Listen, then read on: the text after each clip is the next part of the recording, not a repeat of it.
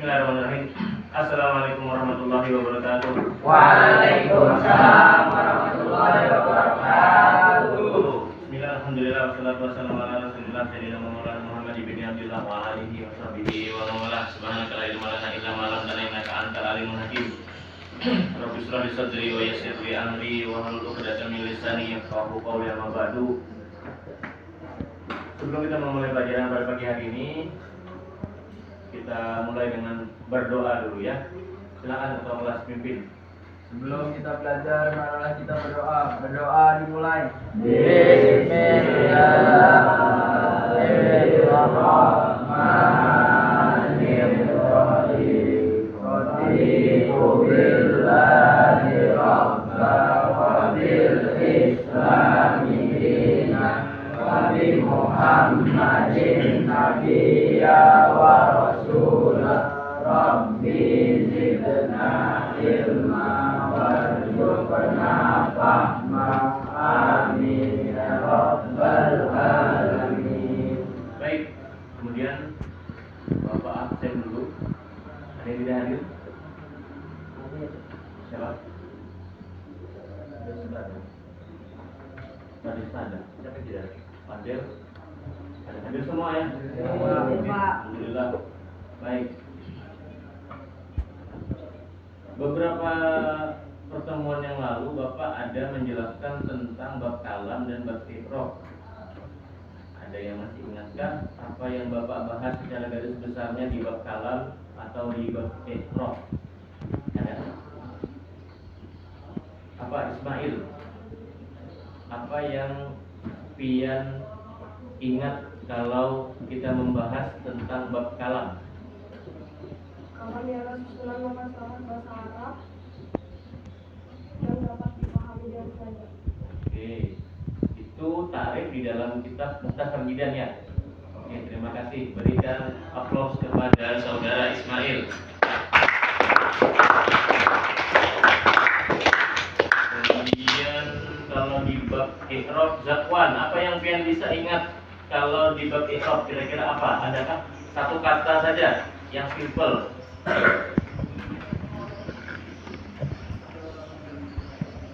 Apa? Ingatlah. Apa? Iqra. Untuk ialah perubahan atau kalimat karena bedanya ambil yang masuk. Iya. Betul, itu secara garis besar jawaban saudara Zakwan sudah benar. Berikan aplaus kepada saudara Zakwan.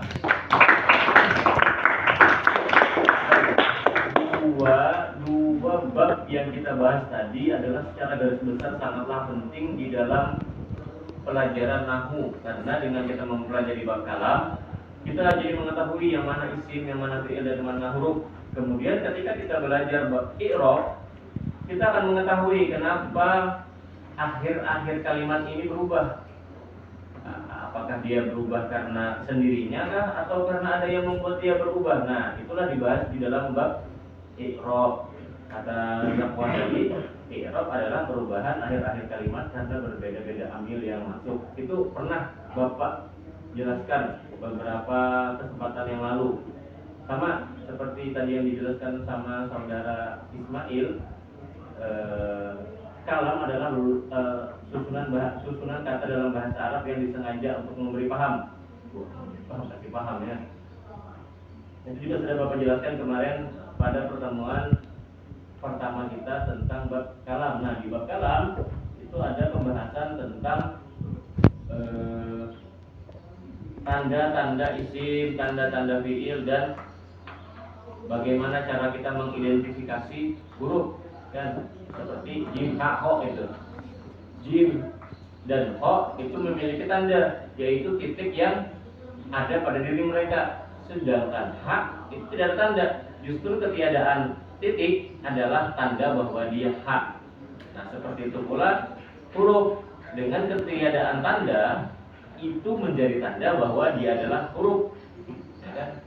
Kalau di Jurumiyah itu mala yasluhu ma'ahu dalilul ismi wala dalilul fi'li. Kalau di Nazm Taskilat itu terakhir huruf itu tidak bertanda, harus sambung dengan kalimat lainnya, sambung isim seperti ilal madrasah, yang sambung fiil seperti an-adrusa. Nah itu nanti kalian minta ya, kalau ada bukan kelas 3 nya nanti tulis kita baca itu.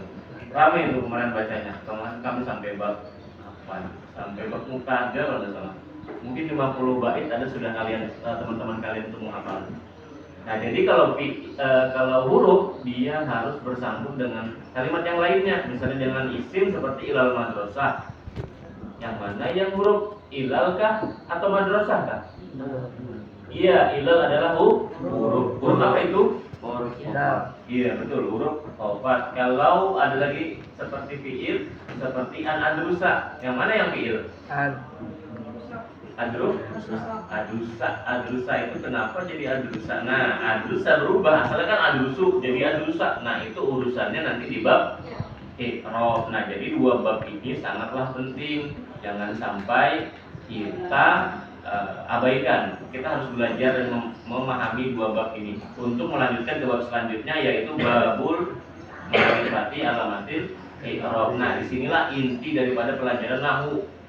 Nah, dengan kita belajar babul ma'rifatil alamatil i'rab, kita dipastikan atau diharapkan siswa itu bisa memahami tata cara baca nahwu shoroh dengan memahami bab ma'rifati alamatil i'rab.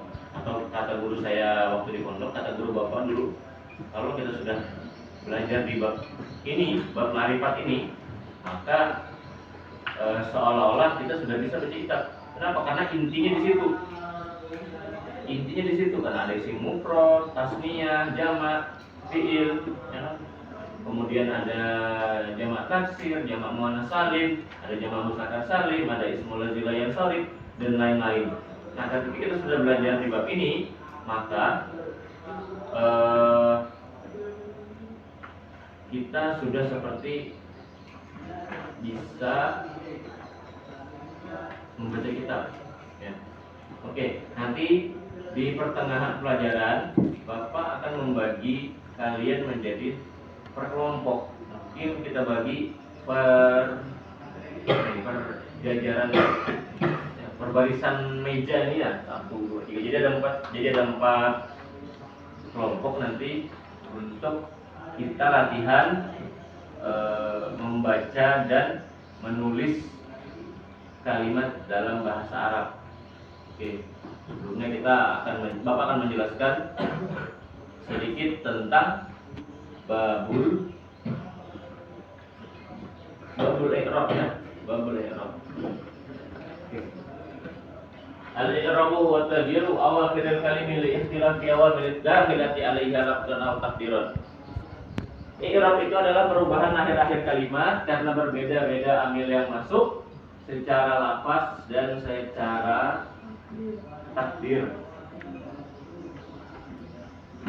Perubahannya itu nanti bisa wahwa arba'atu aqsamin, raf'un wa nasbun wa qabdun wa jazmun. Dia nanti bisa rofa. Rofa itu biasanya diwakili oleh dhammah sebagai asalnya. Kemudian selain rofa nanti ada nasab. Nasab ini diwakili oleh fathah atau fathatain. Dia menjadi asal sebagai tanda untuk nasab. Kemudian ada pula kasratain. Ini menjadi tanda asal bagi khofat. Walaupun nanti ada cabangannya ya. Ini kan asalnya nih. Nanti ada bagiannya. Kemudian yang terakhir ada namanya jazam atau sukun. Jazam ini nanti diwakili sukun sebagai tanda asalnya. Nah, jadi kita akan mencoba membarisi kalimat di dalam bahasa Arab. Kita akan mencari apakah dia hukumnya ini rofa, ataukah nasab, ataukah khobar, dan yang terakhir atau jazam. Ya. Dengan memperhatikan kalimat itu apakah isim, apakah fiil, dan apakah huruf. Oke. Kita bagi kelompok dulu ya. Sini ada Dafa, Rizky Hafiz, ada Amsyar, ada Cesar, ada Fadel, ada Noval. Kelompok 1. Ya.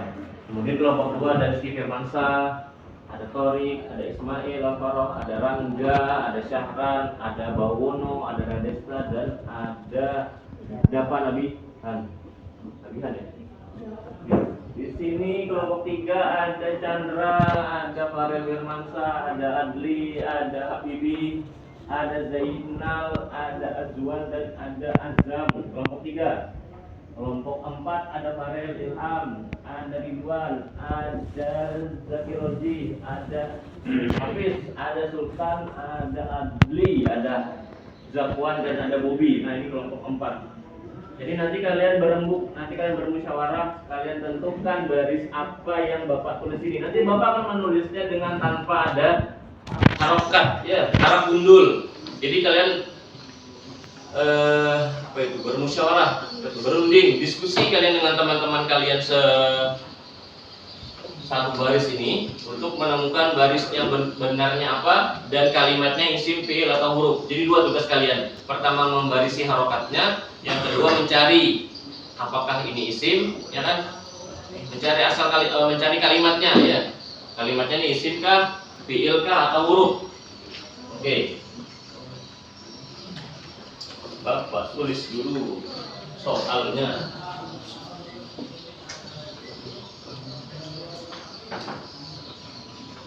Ya, wasmunanuha.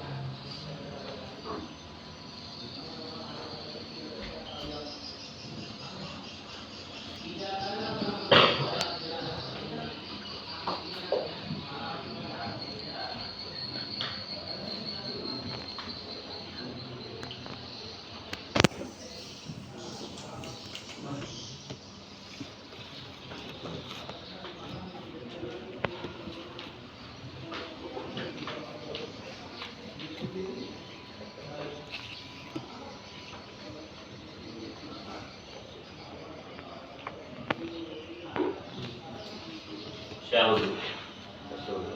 Apa lagi? Di pause. Bapaknya dibaca.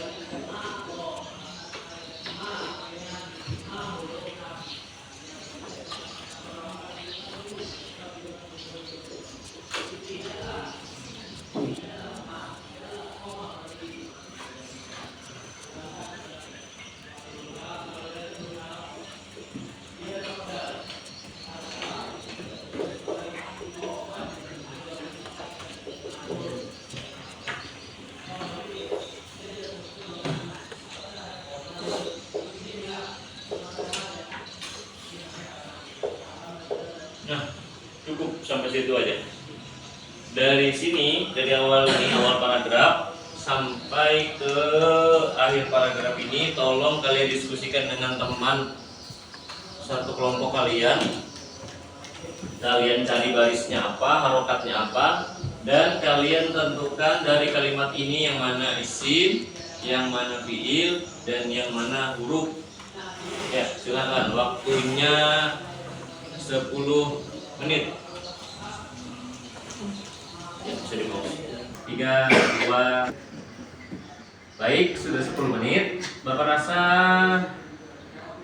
sudah ditentukan semua hasil diskusinya. Apa yang dicari tadi adalah harokat dan bentuk kalimatnya. Apakah isim, apakah itu fiil, apakah dia huruf. Jadi tugas kalian per kelompok tadi adalah mendiskusikan itu. Dan setelah kalian mendiskusikannya, Bapak minta perwakilan satu orang dari tiap-tiap grup untuk maju ke depan untuk memberikan harokat dan mengidentifikasi kalimat tersebut, apakah dia fiil, apakah dia isim, apakah dia huruf. Silakan dari kelompok 1, silakan siapa? Oke, Amsar, maju Amsar. Ya, beri tepuk tangan kepada Amsar.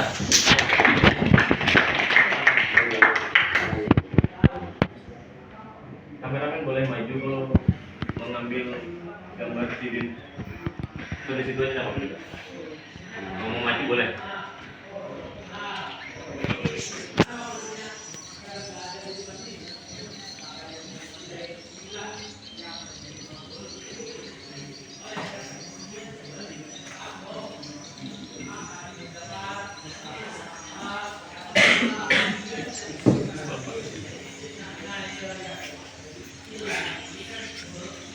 Oke, ini kelompok 1 tadi ya. Ya. Silahkan cari lagi bentuk kalimatnya lagi. Ini kan sudah harokatnya nih.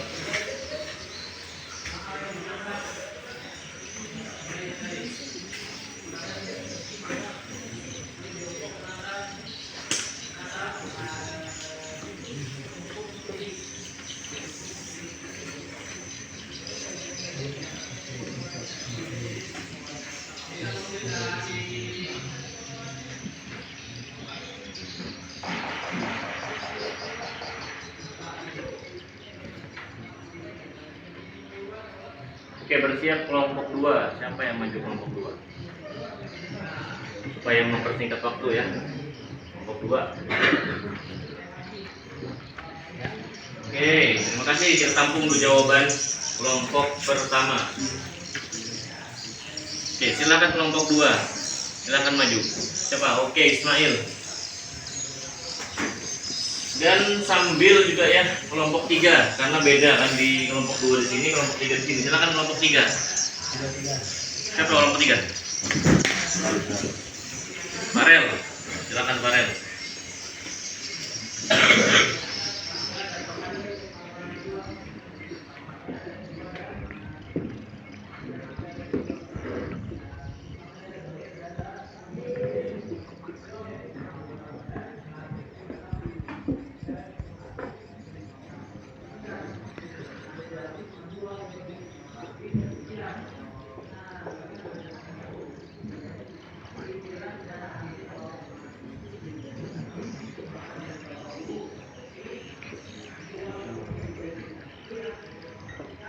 Sudah, Ismail? Oke. Oke. Ada yang salah? Ada yang salah kan kelompok 2? Oh, udah, yang mana? Yang mana yang kurang? Ya. Oh gitu. Ada lagi? Diskusikan sama kelompoknya. Oke, kelompok 3. Sudah. Oh, ada yang salah tadi ya, salah barisnya. Ya, sudah. Silakan dicari identifikasi kalimatnya. Seperti Amsyar tadi.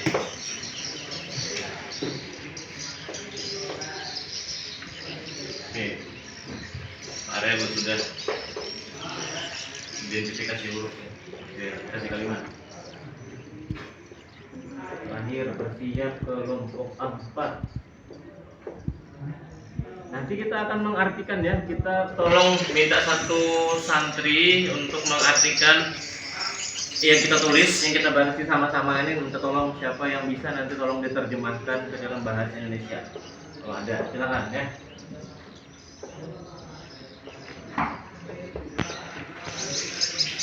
Udah, Farel aman? Gimana kelompok 3 aman kah? Man. Oke, silakan kelompok 4 terakhir. Dan siap-siap yang bisa menerjemahkannya. Oke, terima kasih juga Ismail. Kelompok 4. Siap-siap. Kelompok terakhir.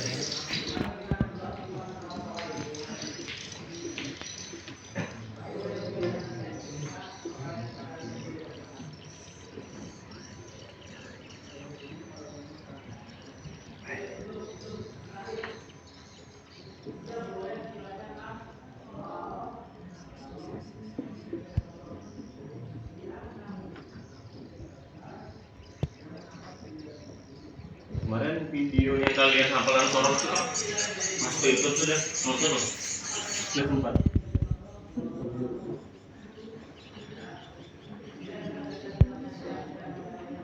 Yang isi kemarin santriwati ya? Ya. Iya.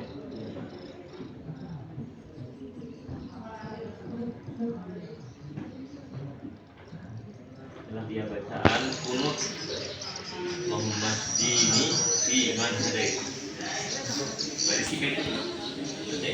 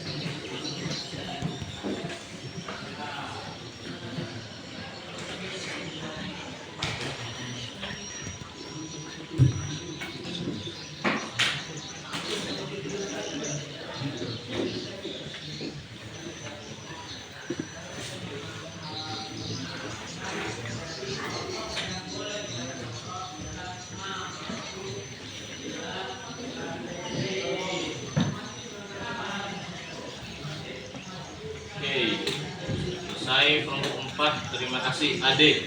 Baik, ini kalau Bapak identifikasi bacaan harokat kalian dan identifikasi kalimatnya, alhamdulillah sudah benar semua ya.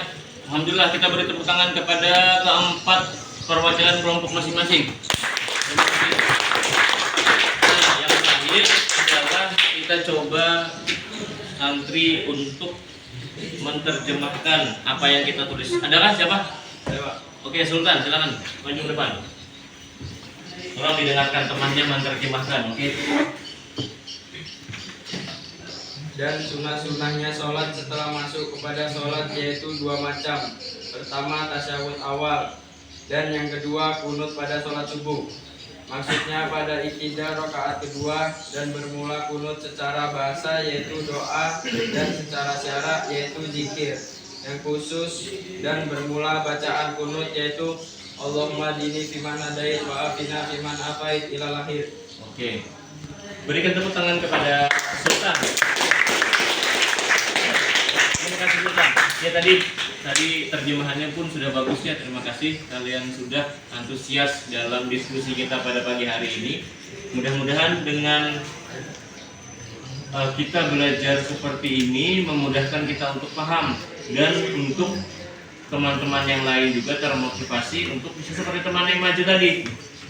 Sudah bagus, berani maju kan, mudah-mudahan termotivasi teman-teman yang lain supaya nanti di kesempatan yang berikutnya mungkin ada relawan lain yang maju, misalnya Bawono kah, Fadel kah, Habibi kah, Japan Nabihan kah, Radesta kah, ya lo. Tadi sudah bagus ya. Itu perlu tingkat percaya diri yang tinggi, ya kan? Jadi lumayan. Nanti kalau misalnya nanti kalian disuruh muhadharah, kalian sudah bisa lah mengatasi rasa kurang pede itu. Baik, mungkin sepertinya sampai sampai sini materi kita hari ini. Bapak ucapkan terima kasih. Terima kasih atas perhatiannya. Kurang lebihnya Bapak mohon maaf.